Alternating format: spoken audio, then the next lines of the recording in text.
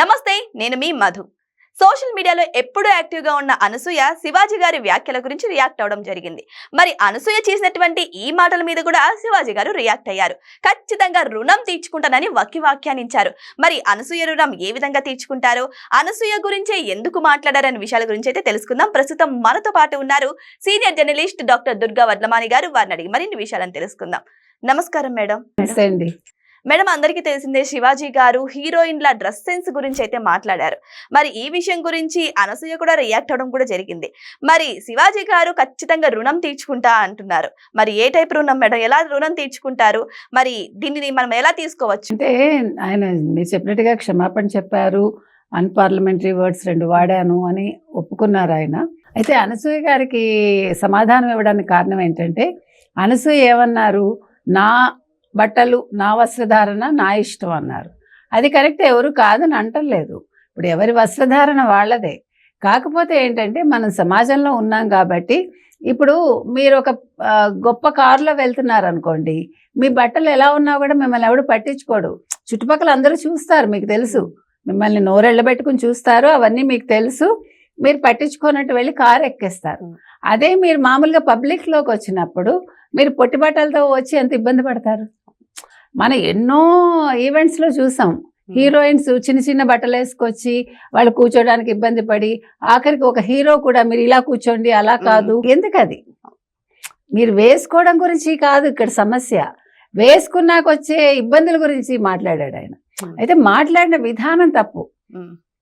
ఎవరి బట్టలు వాళ్ళ ఇష్టమే, కానీ మీరు బయటకు వచ్చాక మీరు ఇబ్బందుల పాలయ్యి మళ్ళా దాన్ని మీరు ప్రభుత్వం మీద రుద్ది, లేకపోతే వేరే వాళ్ళని దూషించి నేను ఇలా వేసుకొస్తాను, మీరు ఎందుకు ఇట్లా బిహేవ్ చేశారు అనే అవకాశం ఇవ్వాలా మనం? అది కదా. ఇప్పుడు మీకోసం సెక్యూరిటీ ఎందుకు పోలీసులు రావాలి? మీ వస్త్రధారణ వల్ల ఒక ప్రభుత్వానికి పనిచేసే ఒక పోలీస్ ఆఫీసరు, ప్రజల కోసం పనిచేసే ఒక పోలీస్ ఆఫీసరు మీకు ప్రైవేట్ వ్యక్తులకి ఎందుకు సెక్యూరిటీ ఇవ్వాలి కదా? అవును. ఎందుకంటే వాళ్ళు ప్రజల కోసం పనిచేయడానికి వచ్చారు. వాళ్ళ కష్టం వచ్చినా నష్టం వచ్చినా చూసుకోవటానికి పోలీసులు ఉంటారు. అంతేగాని నేను ఇట్లా పొట్టి బట్టలు వేసుకొస్తాను కాబట్టి నాకు చుట్టూ 10 మంది పోలీస్ సెక్యూరిటీ కావాలి అంటే అది కుదిరే పని కాదు కదా. మీరు ఒక ఈవెంట్కి వస్తున్నారంటే మీరు డబ్బులు తీసుకుని వస్తారు, ఊరికే ఏం రారుగా. అంటే మీకు నచ్చి మీ ఫ్రెండ్స్ అయితే మీరు రావచ్చు, అది వేరు. సాధారణంగా మీరు ఒక ఈవెంట్కి వచ్చేటప్పుడు, ఇప్పుడు నిన్న మొన్న 2 హీరోయిన్స్కి ఇబ్బంది అయింది.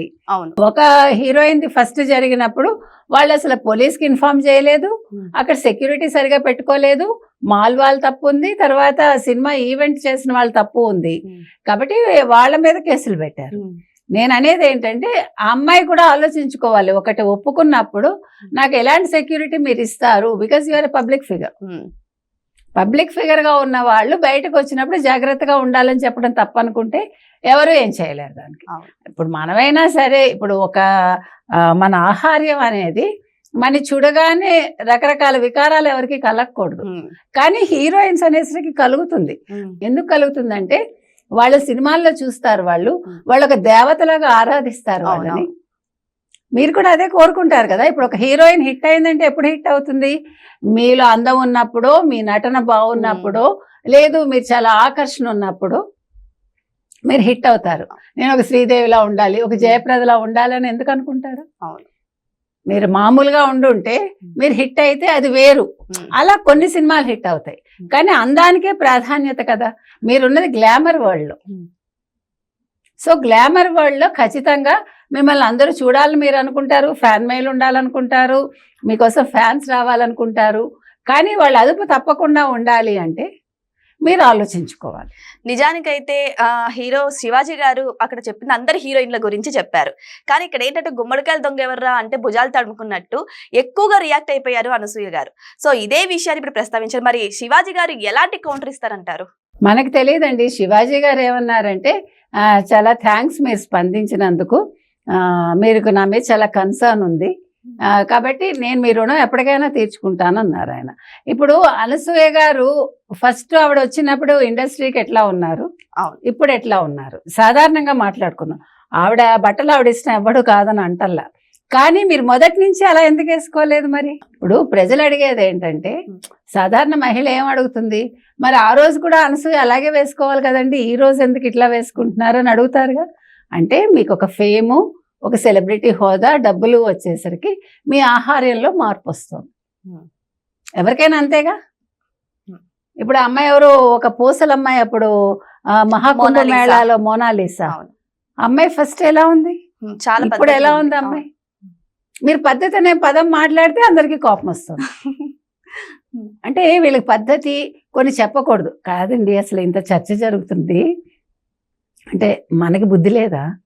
ఎందుకంటున్నానంటే, ఓ పక్క బంగ్లాదేశ్లో హిందువుల మీద అంత అట్రాసిటీస్ జరుగుతుంటే, చంపేస్తూ ఉంటే, మనం ఇక్కడ కూర్చుని నా బట్టలు పొట్టిగా ఉన్నాయంటావా, లేకపోతే నేను ఇలా వేసుకోకూడదు అంటావా, నువ్వెవడో చెప్పడం, ఇవే మనం గొడవలు పెట్టుకోవాల్సింది. ఇలాంటి టైంలోనే అందరూ ఐకమత్యంతో ఉండాలి. అవును. గతంలో వీళ్ళందరూ ఎవరైనా సరే, ఇవాళంటే శివాజీ హీరోయిన్స్ ని ఉద్దేశించి అన్నారండి. కానీ ఒక మహిళని దూషించినప్పుడు, ఒక షర్మిలని సొంత అన్నగారు ఆవిడ కట్టుకున్న చీరని దూషించినప్పుడు, అంటే పచ్చ చీర కట్టుకున్నావు ఎవరి కోసం అన్నట్టు మాట్లాడి, తర్వాత ఒక నిండు శాసనసభలో ఒక మాజీ ముఖ్యమంత్రి భార్యని నీచంగా మాట్లాడినప్పుడు మరి వీళ్ళెవరూ నోరు విప్పలేదే. అప్పుడు ఎందుకు విప్పలేదు? అంటే మీకు మీ గ్లామర్ ఫీల్డ్ అనేసరికి ఒక రకం, సాధారణ మహిళలు లేదు రాజకీయ మహిళలు అనేసరికి ఒక రకమా? కాదు కదా. అంటే ఎవడి అవసరాల ప్రకారం వాళ్ళు మాట్లాడతారా? మనం ఎలా ఉండాలంటే, ఎవరిదైనా మనం స్పందించగలగాలి. వాళ్ళు గొప్పవాళ్ళైనా గొప్పవాళ్ళు కాకపోయినా సామాన్యులైనా మనం ఒకే రకంగా స్పందించగలగాలి. నేను అంటున్నది అది. ఇవాళ అనసూయ గారు స్పందించారు, బాగానే ఉంది. ప్రతి వాళ్ళు మా ఇష్టం అని అంటున్నారు, కరెక్టే. కానీ ఇది అన్ని విషయాల్లో మీరు అలాగే ఉండండి. ఇప్పుడు నా ఇష్టం అనే దానికి మీరు సమాజంలో ఉంటున్నారు, ఆ ఇష్టాలకు కొన్ని పద్ధతులు ఉంటాయిగా. ఇప్పుడు నా ఇష్టం అని నేను రోడ్డు మీద ఒక కారు తీసుకుని వెళ్ళిపోతానండి నా ఇష్టానికి, 200 స్పీడ్లో. ఎవరు ఊరుకుంటారు? నా స్వేచ్ఛ అంటానండి. మరి పోలీసులు ఊరుకుంటారా? ఊరుకోరు. నేను వెళ్ళి ఎవరినో తిడతానండి, కాళ్ళు విరక్కొడతానండి, పోలీసులు ఊరుకుంటారా? నా స్వేచ్ఛ అంటానా? ఊరుకోరు. కాదు కదా. మనం మాట్లాడే మాట ఎంత మర్యాదగా ఉంటుంది. ఎవరివైనా అంతే. మనం బయటకు వచ్చినప్పుడు ఒకలాగా ఉంటాము, ఇంట్లో ఒకలాగా ఉంటాము. ఇంట్లో మనం కొన్ని రకాల దుస్తులు వేసుకుంటాము, బయటకు వచ్చినప్పుడు కొన్ని రకాలు. అందరూ చీరలు కట్టుకోమని మనం చెప్పాం. మీరు వేసుకునే బట్టలు మీకు నచ్చినట్టు వేసుకోండి, కాకపోతే ఎదురు వాళ్ళకి కొంచెం ఎబ్బెట్టుగా ఉండకూడదు, అంతే. అయితే శివాజీ గారి మాటలకు చాలా మంది రియాక్ట్ అయ్యారు, కానీ శివాజీ గారు పర్టికులర్ గా అనసూయ గురించి ఎందుకు మాట్లాడారు?